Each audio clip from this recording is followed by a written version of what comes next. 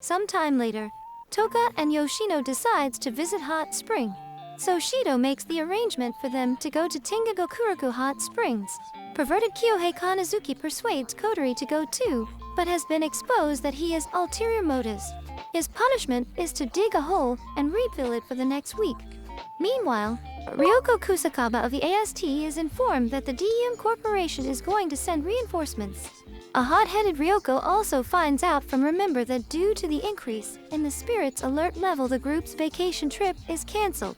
Instead, the AST member will take Ryoko to the hot spring that Shido's going to. Origami, uninterested at first, receives a phone call from Shido where she overhears that he'll be going to the hot spring with Toka. Reluctantly decides to go as well. While riding in the car, Yoshino is given affectionate attention by Shido, which frustrates Toka, causing Reine's car and road to be wrecked, forcing them to walk instead. This in turn disrupts the train the AST is riding underground. The AST arrive up the surface unknowingly, going in the same direction as Shido's group on the way to the hot spring. Kotori orders the group to do everything to stop AST in their tracks, pushing a stressed-out Ryoko to breaking point, ordering everyone to use full force, turning into an all-out war, using ridiculous and absurd objects in Date Town, from sticky substance to sleeping gas. A stray ordnance causes Yashinon to fly off after the explosion. Shido goes to find Yashinon in the midst of the firefight, and is almost killed by Ratatosfer's destruct mode. Toka saves Shido from the attack while overseen by Origami and fellow AST members. Ryoko and her team reaches the hot spring, but due to Yoshino's frying earlier, it has frozen a few members, leading to another disappointment. Meanwhile, Kyohei dug up a hot spring that Kotori and a group end up enjoying themselves in. One day in AST training, Origami is facing off against a young girl that looks completely different from hers. Ryoko wonders in amazement how the girl managed to easily fight off 10 of her troops and killed a spirit before. The girl introduces herself as Mana Takamiya, a second lieutenant wizard. In meaning, Origami asks Mana how she has killed a spirit before. She explains that the spirits are not all the same, and they have to face them differently each time. Meanwhile at school, teacher announces to her class of a new transfer student that will be joining their class. The new student comes in and introduces herself as Kurumi Tokisaki, and then immediately announces that she is a spirit, which catches Shido's group by surprise at this. Kurumi then walks towards Shido and asks if he could be the one to guide her around after class, which Shido reluctantly agrees to. Later, Kotori confirms to Shido that Kurumi is indeed a spirit, and tells him to do his best to make her fall for him before the AST arrive and intervene. After school, Kotori and Kyohei monitor Shido and Kurumi's activity from the screen. At the school cafeteria, Kurumi reveals to Shido that she knows all about him and knows about his recent dealings with the rest of the spirits, which catches Kotori and Reine's attention. Later after school, Kurumi bumps into a group of gangsters, and one of them tells Kurumi that she has to do more than apologize. She guides the three to the nearby alley, and suddenly, they scream in terror as blood splatters on the ground. Elsewhere, Shido and Toka have just finished grocery shopping and encounter Mana in front of them. All of a sudden, Mana runs up to Shido and hugs him, calling him her big brother, to the complete surprising them. In Itsuka house, Shido politely says to Mana that he doesn't remember her, at which Mana responds that she also does not remember anything from the past except a couple of years ago. Mana shows them a locket containing a picture of her and Shido back when they were still kids. Ecstatic, Mana goes to hug Shido but is interrupted by Kotori, who kicks Shido away. After some argument between biological sister and stepsister, Shido asks Mana if she lives alone. Mana wants to hide the fact that she worked with AST and quickly leaves afterwards.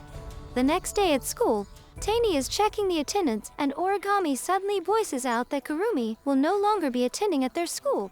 Just then, the class door opens and Kurumi appears. Shido then notices Origami reacting strangely to Kurumi's presence. Later at lunch, Reine shows Shido a surveillance footage from yesterday, where he sees Kurumi is quickly blasted by Mana, mortally wounding her and knocking her out. Reine says that Kurumi was killed by Mana and the AST yesterday, but Shido confusingly says that Kurumi is currently in their class as they wonder how she is still alive. Meanwhile, Origami confronts Kurumi alone and Kurumi restrains Origami with her shadow hands and reminds her that she isn't dead anymore. Kurumi explained that Shido is the reason she is there. She then threatened Origami to never get in her way toward Shido. After class, Shio goes to Kurumi and invites her on a date with him, as he wants to save Kurumi, which she happily accepts. Back to their house, Toka seduces him and Origami forces her plans upon him for a date. Shido is unable to deny any of them, as Toka would be heartbroken. Origami would be suspicious and his plans to seal Kurumi depend on the date, this forcing Shido on a triple date with him. Kodori, Yoshino, and Rene aboard Fraxinus during Shido's triple date, and they will behind him and helping him out all the way. With their dates occurring around the same time and their entertainment venues located rather close to each other, Ratatoskra assists Shido by teleporting him to each girl's location while monitoring their emotional levels. Later on, Shido yet again excuses himself from Kurumi for a bathroom break. She's sitting on a nearby bench and hears a kitten nearby. In the woods, a bunch of delinquents are terrorizing a small kitten with pellet guns. Kurumi then interrupts but asks if she could join in on them. Her request is welcomed and Kurumi then suggests that they now change their targets. Meanwhile, while looking for Shido, Toka bumps into Origami where the two immediately bicker at each other yet again, and the two then proclaim that they are looking for Shido, confusing both of them at what the other just said. Origami realizes that Shido could be all by himself right now, and runs off to look for him, with Toka following her. At the park, Shido returns to where Kurumi was sitting, and is then contacted by Kodori, and tells him that they lost sight of Kurumi, and he goes to find her. In the woods of the park, Shido walks around looking for her, but finds the nearby area splattered and fresh trails of blood. Unable to bear the sight, Shio begins to panic as Kodori tries to tell him to calm down. He looks up and finds Kurumi wearing a different attire, and her left eye with a gold clock in it, aiming a gun at one of the delinquents. Kurumi then chides the surviving delinquents for trying to kill a helpless creature before finally killing him mercilessly. Kurumi then summons a bunch of shadowy hands and grabs Shido by his legs, preventing him from escaping. Shido tells Kurumi to let him go, but the latter can only playfully complain how she wanted their date to last longer as she walks close to Shido. Kurumi then holds Shido and prepares to kill him as well. However, Kurumi is thrown to a nearby tree. Luckily saved, Mana appears and asks Shido if he is okay. Seeing her attire, Shido is bewildered by her appearance. Mana appears and saves Shido, and she fires laser beams that eventually killed Kurumi. At this moment, Mana asked Shido to forget what happened as Kurumi won't stay dead forever. No matter how many times Kurumi is killed, she will still come back and continue to kill as many people as possible. The next day, Shido is greeted by Kurumi. He then tells Kurumi his decision of saving her, which momentarily surprises Kurumi. Shido says that he won't let her kill anymore, but he won't let Mana kill her as well. As the day continues, Kurumi is at the rooftop of the school, using her spirit powers to cover the entire school.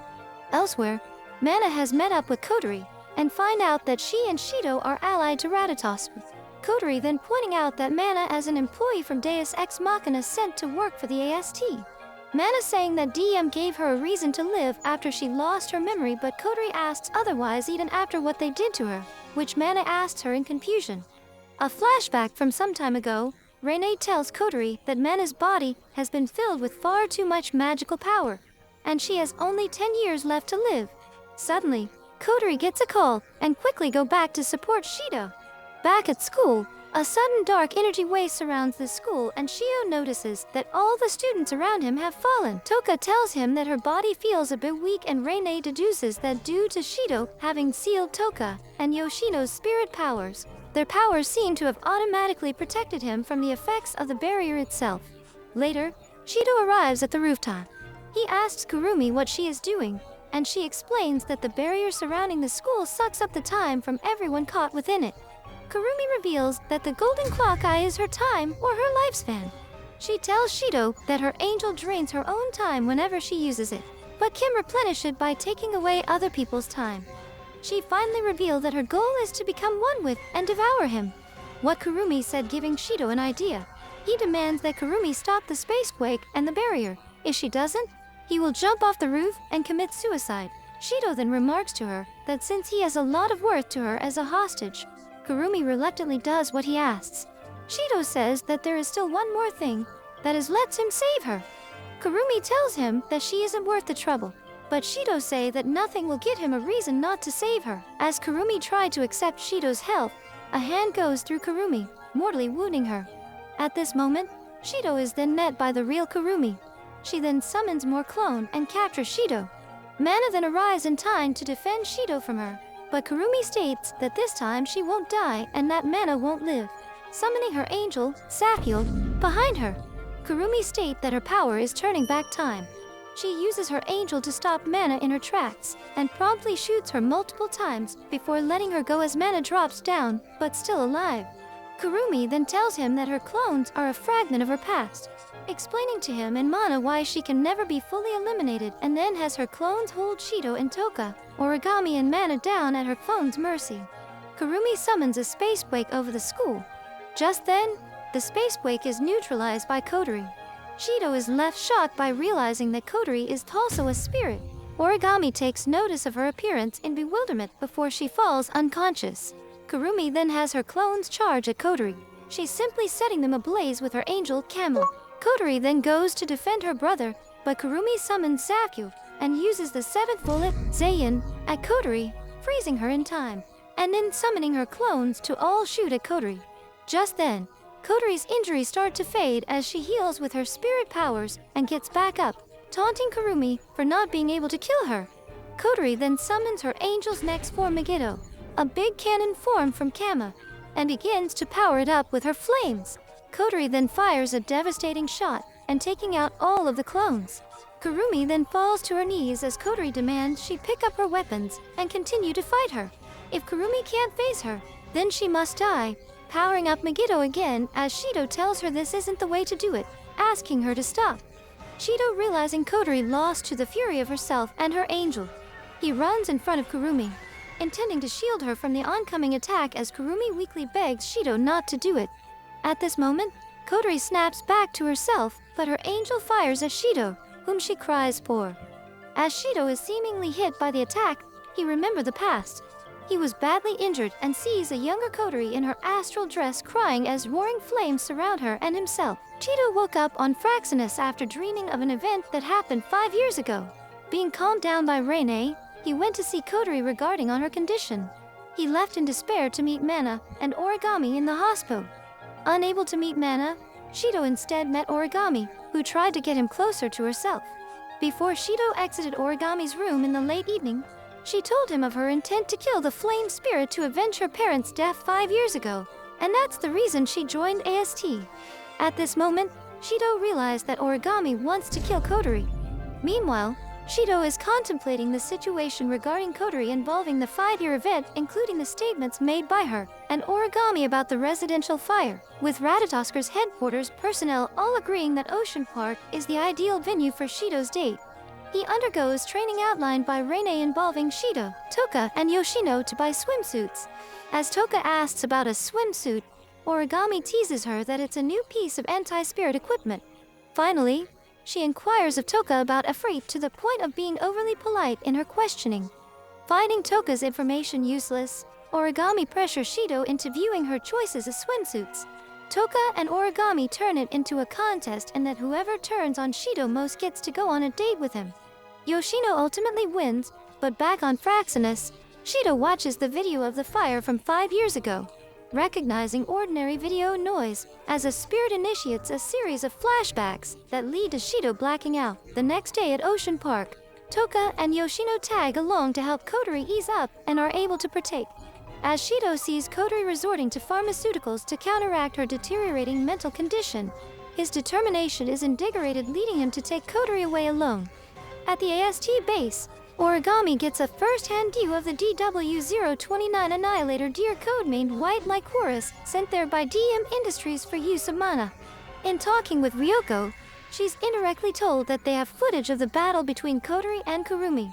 Unfortunately, Origami is staring at a frame from the footage showing Kodori, as she realizes who Efreet is. Meanwhile, a frightened Kodori is with Shido at the amusement park riding various roller coasters and attractions on their date. Without communications, Ratatosker can only monitor with Kyohei making masochistic comments to the opportunities Shido should have taken. While separated, Yoshino tells Toka what she overheard about Kodori being a spirit, and how Shido is trying to seal her powers. Origami steals the white Lycoris and suddenly attacks Kotori as she is talking to Shido. Kotori changes into her spirit form to fight back, and Origami enters into a rampage, going into a full offensive. Before Kotori strikes a finishing blow, Origami accused her of how she killed her parents, astonishing Kotori long enough for Origami to trap her. Shido intervenes, delaying Origami, but as she is about to fire, Toka and Yoshino arrive just in time to stop her. Toka strives to stop Origami, but as her ordnance is exploding ever closer to Shido and Kotori, the latter two kiss, effectively sealing a freak. Simultaneously, Shido and Kotori remember exactly what happened 5 years ago. Shido pleads with Origami as she reaches the operational limit of white Lycoris and collapses from exhaustion. On the other side, Kurumi is seen on a rooftop only commenting, "This is not enough." Back on Fraxinus, Rene reveals that the real date wasn't necessary as Kotori's affection levels had not wavered since Shido first woke. Kotori returns to fill out reports, asking if what Shido said was true. Kotori gets uncharacteristically embarrassed as he confirms his love of her, but Shido finishes saying simply, as his sister he receives swift punishment. On AST base, the white Lycoris has been returned to the AST while Origami is recovering in hospital under guard. Meanwhile, as Shido and Toka about to kiss, they're interrupted by Ratatoskr, and finally Yashinon along with Yoshino. Greetings, it's Makoto-chan. Our journey today may have concluded, but the tales of the anime world are endless. Honor our tales by pressing the subscribe button and let the bells of notifications ring. Peruse these other stories, and may we meet again under the starry night.